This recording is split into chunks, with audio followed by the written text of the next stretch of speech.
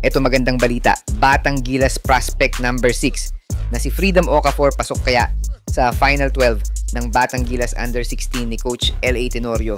Pero bago yan, like and subscribe lang mga kabady para sa latest basketball news and highlights. Isa si Freedom Okafor sa masasabi nating consistent ang laro sa ginaganap na NBTC at tryout para sa Batang Gilas Under 16. Isa si Freedom Okafor sa 4 na Filipino-Nigerian na pinagpipilian ni Coach L.A. Tenorio para sa kanyang Final 12 para sa FIBA qualifiers at inaasahang magiging mainstay sa binubuong Batang Gilas Under 17 roster. Kasama ni Freedom Okafor sina Ben Edu, Samuel Msonchi, Eman Simple at Goodluck Okebata sa mga nag-tryout sa Gilas Camp at ilang nga sa mga ito ay kumpirmado ng maglalaro sa Batang Gilas this year. May tangkad na 6'1" sa ngayon si Freedom at inaasahang tatangkad pa ng mga 6'3" to 6'4" base sa timeline ng kanyang age by height comparison.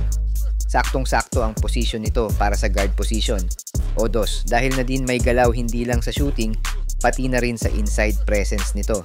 Kung titingnang mabuti ang laro nitong si Okafor ay masasabi natin may galawang bata, marunong pumosisyon sa ilalim at marunong magbasa ng play na magandang senyales na mataas ang basketball IQ ng bata. Ito at panoorin natin ang highlights ni Freedom Okafor.